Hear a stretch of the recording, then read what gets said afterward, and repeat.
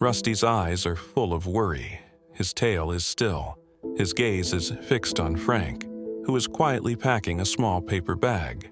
Frank carefully places a photo, a dog treat, and his late wife's scarf into the bag. His hands tremble slightly. A tear falls down his cheek as he looks at the photo of his wife. Frank, softly, voice breaking, "One last walk, boy. One last time." The golden glow of sunset bathes the street. Frank walks slowly with a cane, Rusty by his side. They pass familiar spots. A cafe, the school where Frank used to drop his daughter, the bench where he and his wife used to sit. Frank, gentle smile. "We've walked this path so many times, haven't we, Rusty?" Suddenly, Rusty halts at a familiar crossroads. He barks urgently, looking back at Frank. Frank stops, confused, and glances down at his loyal companion. Frank, puzzled, "What's wrong, boy? Come on, it's just a little farther." Rusty barks again, refusing to budge. His eyes are full of fear and urgency. Flash cut to Rusty running down the road, barking desperately. He blocks the path of a cyclist, causing the cyclist to slow down. Cyclist, concerned. "What's the matter with you, boy?" Rusty leads the cyclist to Frank, who is now struggling to breathe. Flashing lights from an ambulance fill the screen as paramedics rush to Frank's side. Frank lies in a hospital bed, weak but conscious. Through the window, we see Rusty sitting outside, wagging his tail. Frank, whispering hoarse, "Did you save me? Or did you know something I didn't, boy?" Months later, Frank and Rusty walk again, slower this time. The same path, but now with a sense of peace. Frank's hand tightens around the small paper bag as they pass the old spots. Frank, smiling softly, "We've still got time, haven't we, Rusty?" Rusty looks up at Frank, tail wagging, content. The bag by the door. Frank stood in the dim morning light of his modest home, a gentle hush resting over the furniture like a familiar old friend. Dust motes floated lazily in the sunbeams sneaking through the lace curtains. The clock ticked, slow and steady. Every sound seemed louder today. The creak of the wooden floor, the rustle of a paper bag, the low sigh escaping Frank's chest. At 78, Frank moved with the kind of care that only comes from years of wear and love. He folded a soft floral scarf and placed it gently in a brown paper bag. His fingers lingered on the fabric. It still smelled faintly of her perfume. His wife, Mary, had been gone for nearly 5 years now, but her essence lingered like the final notes of a favorite song. He added a dog treat next. Rusty's ears perked up. The old golden retriever had been with Frank through everything: loss, recovery, and routine. At 14, Rusty was slowing down too. His eyes, though cloudier than they once were, held an uncanny understanding. He sat patiently by the door, tail thumping softly. Frank placed a faded photograph into the bag, the three of them together, smiling at a beach years ago. Mary's laugh was nearly audible in the image. He stared at it, heart aching and full. With a trembling breath, he folded the top of the bag and stood. His cane leaned by the door, waiting. He reached for it, steadying himself. Rusty rose, stretching his old limbs. "Let's go, boy," Frank said, voice barely above a whisper. One last time. He didn't look back. The door clicked shut behind them like a punctuation mark on a long story. The root of memories. Frank and Rusty stepped onto the familiar pavement of their town, bathed in the soft golden hues of morning. Their pace was slow but sure. Two silhouettes walking in rhythm. Frank knew every crack in the sidewalk, every whisper of wind that passed through the trees. Today's route wasn't random. It was carefully chosen, each stop a thread in the fabric of his life. They passed the corner cafe. Frank slowed, eyes softening. Inside, a young couple laughed over coffee. He saw himself and Mary decades ago. That very table, where he'd fumbled with a ring in his coat pocket.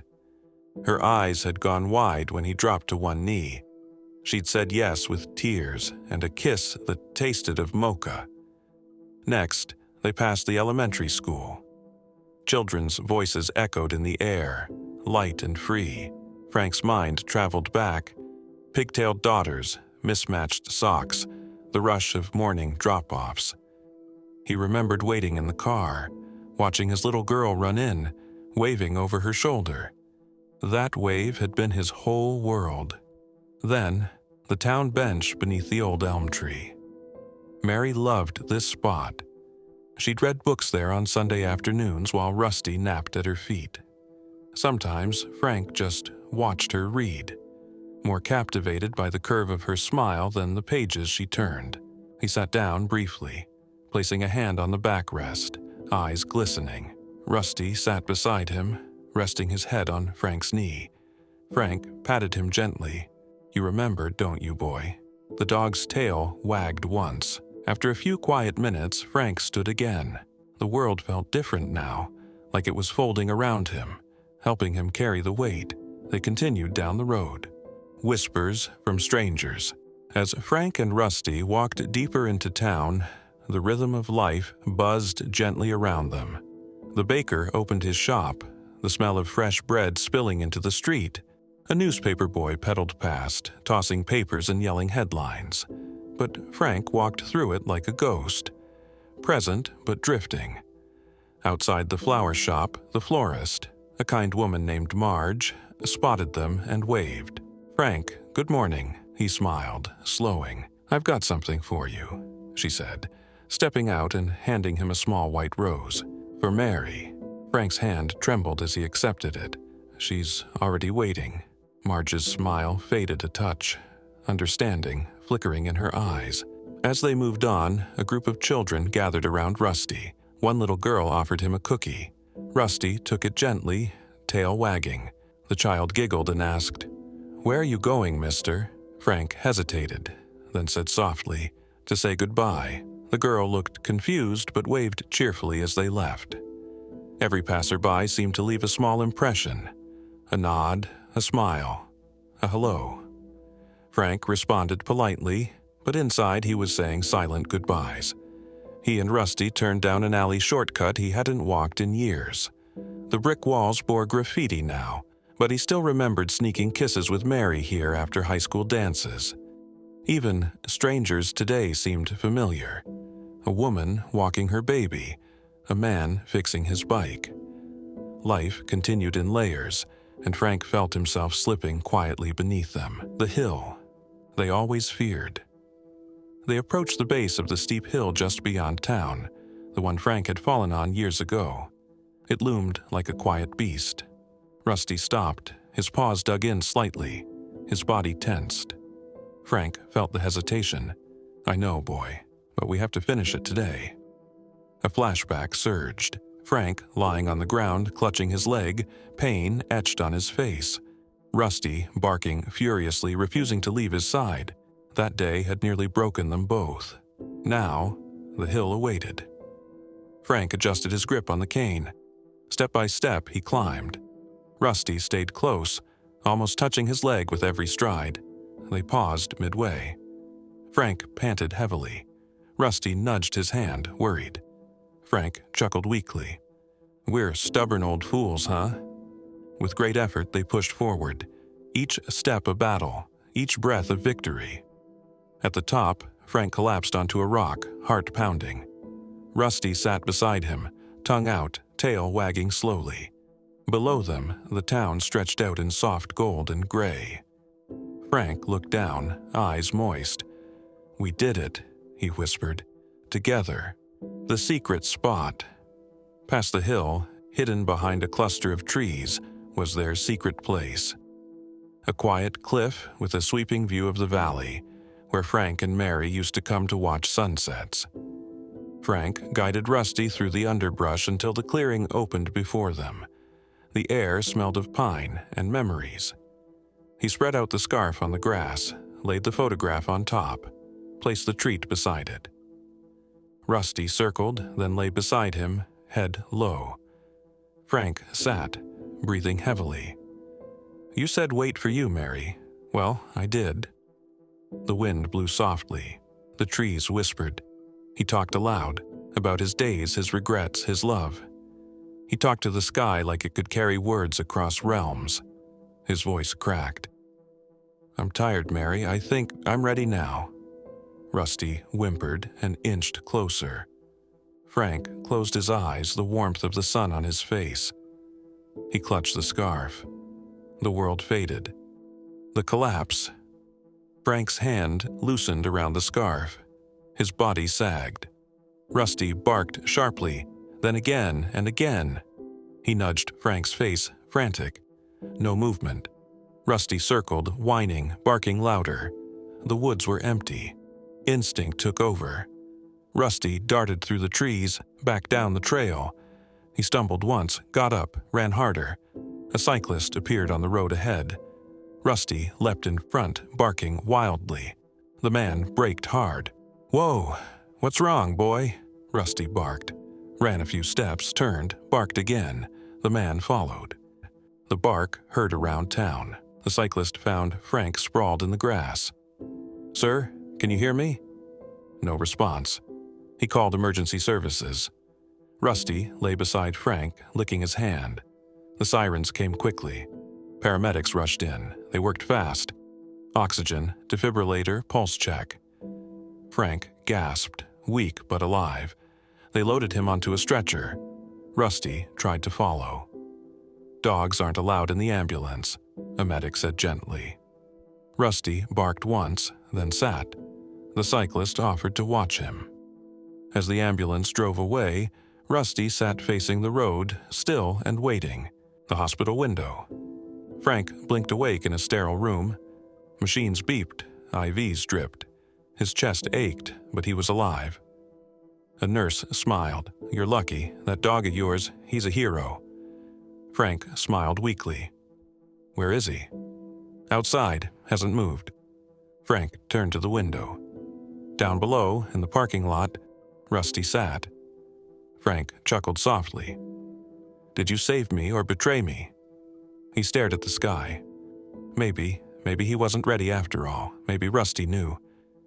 Tears rolled down his cheeks. "I'm not ready to say goodbye either, boy." A new walk months had passed. The long winter had melted into the soft promises of spring. Morning light filtered through the lace curtains once more, and this time it didn't feel quite so heavy. The same house, the same walls, but something had shifted. Healing had found a quiet place to rest. Frank stood by the door, cane in hand. The brown paper bag was no longer needed. Today, it was just him and Rusty.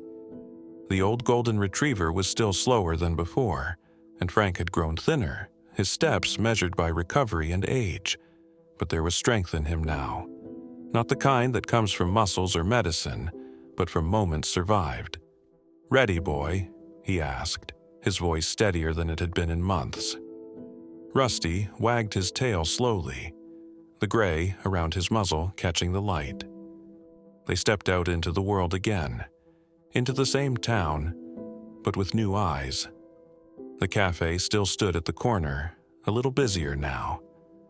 The couple that used to laugh over coffee had a baby carrier with them. Frank smiled as he passed, raising a hand in greeting. The woman waved back, as if they'd always known each other. He and Rusty turned onto Maple Street, past the elementary school. Children played in the yard, tossing balls and laughter like petals into the breeze. A little girl paused mid-run to wave. Frank waved back, and this time he didn't look away so quickly.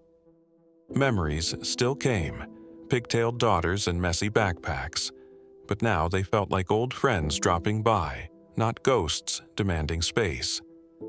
They reached the elm tree and the old bench. Frank sat down slowly, patting the space beside him. Rusty curled up without being told. Frank looked up through the branches, sunlight dancing through new leaves. "She used to bring books here, remember?" Rusty gave a soft woof, as if he did. After a while, they stood again. The hill waited ahead. They approached it with less fear this time. It was no longer a beast, but a marker, a symbol, a place that had once nearly ended everything, but now reminded them both of what they still had. Step by step, they climbed it. Not quickly, not easily, but without hesitation. At the top, they paused, not out of breath, but to feel it all. The wind, the sky, the soft hush of trees. The town below them spread out like a painting, golden and alive.